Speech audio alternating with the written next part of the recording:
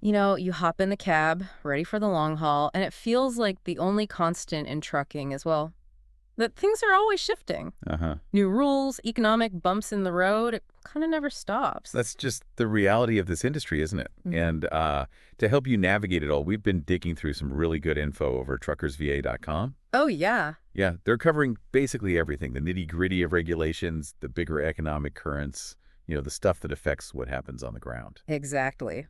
So, our goal today is to pull out the really crucial stuff from those articles.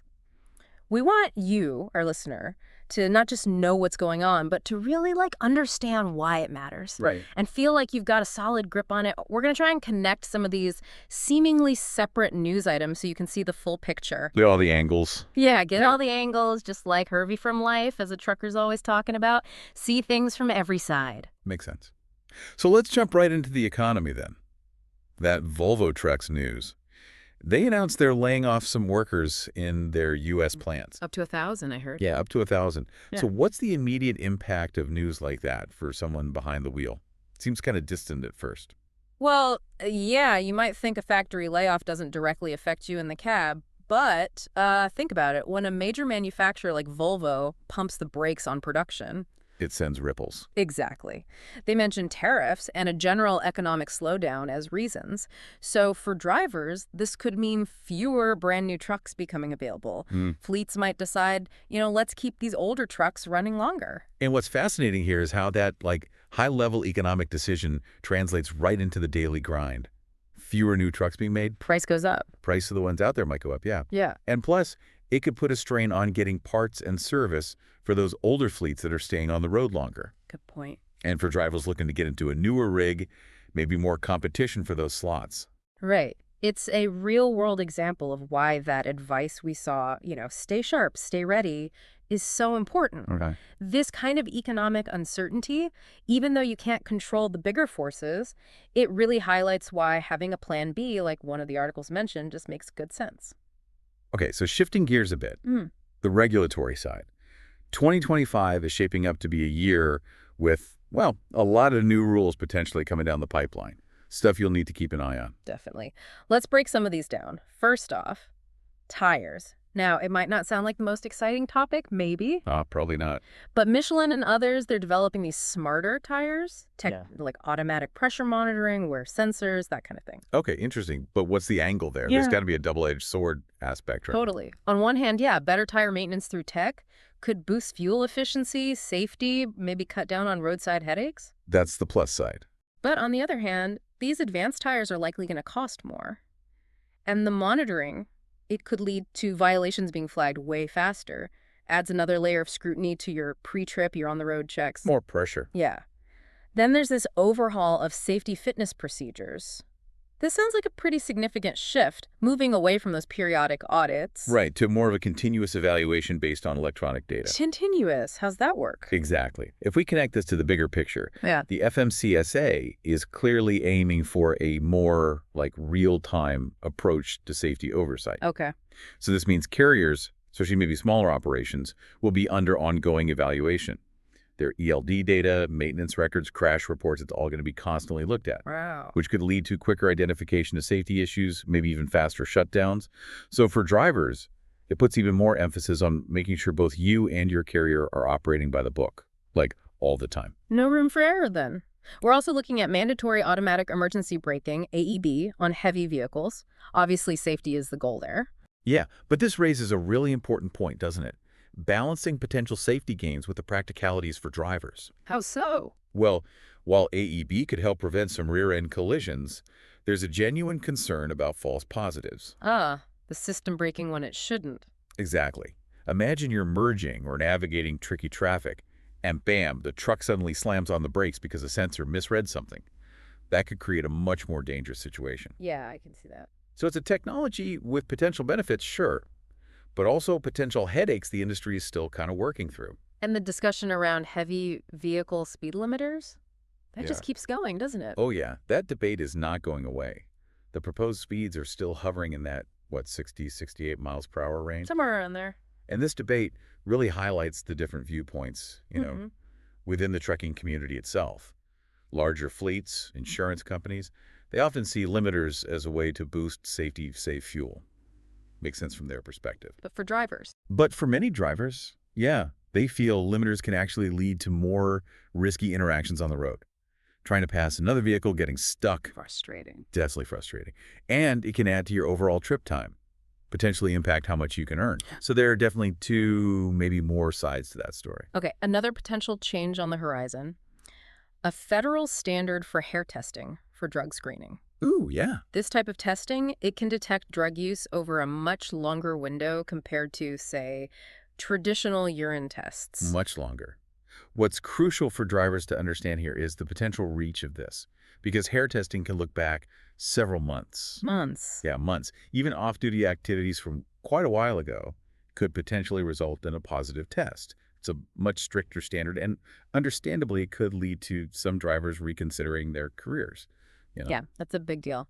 Finally, on the regulatory front, the push to tighten fuel efficiency standards continues. This will have implications, particularly for folks operating older trucks. Right. This ongoing drive towards more environmentally friendly trucking, I mean, it's important for the long run, obviously. Yeah.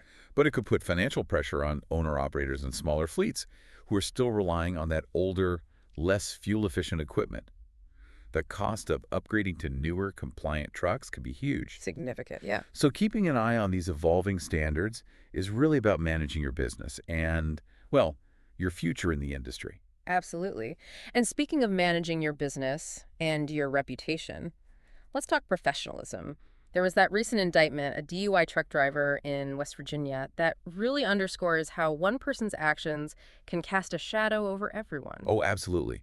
What's so impactful and damaging about incidents like that is how quickly they can erode public trust. When a professional driver, someone entrusted with operating, a multi-to vehicle, makes such an irresponsible, dangerous choice. It unfortunately reinforces negative stereotypes. And gives ammunition to lawmakers. Exactly. Gives lawmakers more reason to push for even stricter regulations across the board. So it can lead to increased scrutiny for everyone, right? Right. Potentially more frequent, more intense DOT inspections, tougher drug and alcohol testing policies, even if you're someone who always does things right. Yeah. As the article pointed out, even the most professional drivers can face added hassles, added costs, because of the actions of a few others. Which really emphasizes why professional drivers just need to lead by example. Respecting your CDL isn't just about following the rules when you see law enforcement around the corner. No, it's about upholding a high standard of safety, of responsibility in every situation. And, especially with all the ongoing talk about automation in trucking. Good point. Demonstrating the value, the professionalism of human drivers is probably more important now than ever before. It's about job security, too. Okay, now, shifting to a more optimistic note, maybe. The trucking market isn't just about navigating challenges. There are definitely opportunities out there. For sure. And the produce season in the southern Free Lanes is a perfect example. Florida, Texas. Oh, yeah, that's prime time. What's interesting here is how predictable that swing in freight demand is.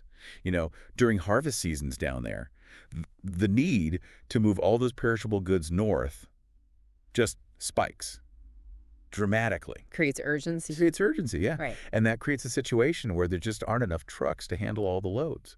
When capacity gets tight like that, Spot rates go up. spot rates naturally climb, sometimes way up. So for drivers who are in those regions or maybe willing to head that way, this can be a really good earning period. Absolutely. The advice from the articles is smart. Pre-plan your routes, really target those high-demand lanes, and be ready to move when the opportunity hits. But there's always a but, right? There's always a but. It's equally important to remember that these super high rates are generally temporary. Right, seasonal. Once the harvests move to different regions or just come to an end, the market adjusts back down. So the key is, take advantage of the higher earnings while they're there, definitely. But maybe don't base your whole long-term financial plan solely on those peak rates. Be savvy. Be financially savvy. It's a time to earn, for sure. Yeah. But also a time to maybe stash some away or pay down debt. And sometimes the unexpected just happens out there on the road, doesn't it? Like that unbelievable story out of Texas. Oh, the dimes. The $800,000 in dimes spilling all over the highway. That story, it almost sounds made up, like something out of a movie. But it actually highlights some really important lessons for every single driver. What was the cause again? The likely cause was a load shift during transit. Just goes to show even a load of something that seems as stable as dense as bulk coins You'd think it wouldn't move. Right. But it could become incredibly dangerous if it's not properly secured, properly blocked and braced. And the consequences were huge. A major highway shut down for hours. Huge traffic jams. The cost of cleaning up all those dimes. Imagine. And of course, the potential impact on the driver's record, the carrier's record. It's just a stark reminder of how crucial proper load securement is, no matter what you're hauling. Doesn't matter if it seems stable. And if we connect this back to that idea of managing your time effectively, think about all the drivers who were stuck in that traffic jam for hours. Because of someone else's mistake. Exactly. That's lost hours, potentially missed delivery windows, definitely wasted fuel and time. It just reinforces the need to be a defensive driver yourself and to always, always double check, triple check your own load securement to prevent those kinds of incidents. It impacts everyone. Looking beyond the day-to-day driving now, it's so important for truckers to think about their long-term future, right? Absolutely critical. And that leads us to some really valuable advice we found over on lifeasatrucker.com and also retirefromtrucking.com. They really emphasize the importance of proactive planning. Yeah, and what's particularly insightful, I thought, was the idea of using those periods of higher earnings, like we just talked about, during produce season to really invest in your future. Not just spend it. Right. This could mean putting more money into savings, aggressively paying down any debt you might have, or, and this is interesting, looking into opportunities to create additional streams of income outside of trucking. Okay, tell me more about that. Additional income streams. Well, one of the more interesting suggestions we saw was about potentially using AI, artificial intelligence, to create extra income streams. AI, how does that work for a trucker? Well, the idea isn't about replacing your driving career, not at all. It's more about building a safety net, maybe think of it as a shield against those economic ups and downs we talked about earlier, Just a shield. and creating a path towards retirement, maybe on your own terms, not just relying on the trucking income alone. So using your downtime productively. Exactly. The whole idea of using your off-duty time you already have, to learn new skills, maybe build some online income streams. It's really about taking control of your time for your own benefit, for your long-term financial security. I like that. Managing time not just for the job, but for yourself. Precisely. It's managing your time, not just for the demands of shippers and dispatches, but also for your personal growth, your future plans. And the fact that retirefromtrucking.com actually offers a free guide and training on using some of these AI tools. Yeah, that's a fantastic resource for anyone just curious about exploring this, something you can look into during reset, maybe. Definitely worth checking out. Finally, staying connected with the wider trucking industry seems really crucial too. The upcoming trucking conferences in 2025, they offer a great way to do just that. Yeah, absolutely. What's valuable about these conferences, even if you can't physically go, is that they bring together such a wide range of people involved in trucking. Everyone's there. Yeah, the companies hiring drivers, the tech providers showing off the latest gadgets, the regulators explaining the new rules, and of course, drivers themselves. So what can you learn? Well, attending these events, or even just following the news and discussions coming out of them online, can give you really important insights into things like current recruiting trends. What companies are looking for? Exactly. New technologies that might impact your job, for better or worse. And definitely upcoming changes to regulations before they hit you by surprise. So staying informed like this can really help you maybe negotiate better terms for yourself, avoid being caught off guard by new rules. For sure. And generally protect your interests as a professional driver.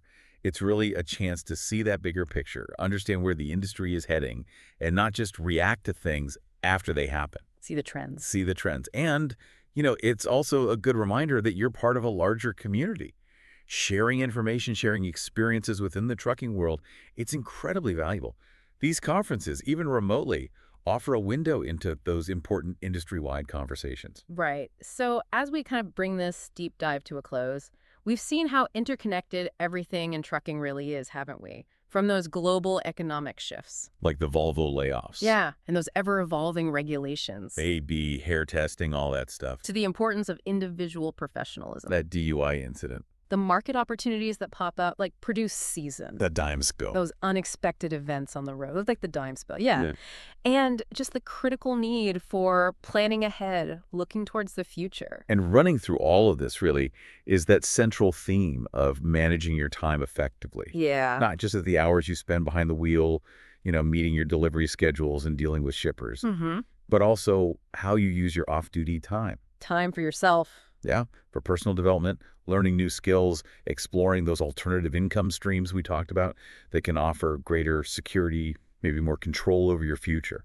Ultimately, I guess, while all these changes and pressures in the industry can sometimes feel, well, overwhelming, They definitely can. they also present opportunities, don't they? Opportunities to become more informed, maybe more resilient.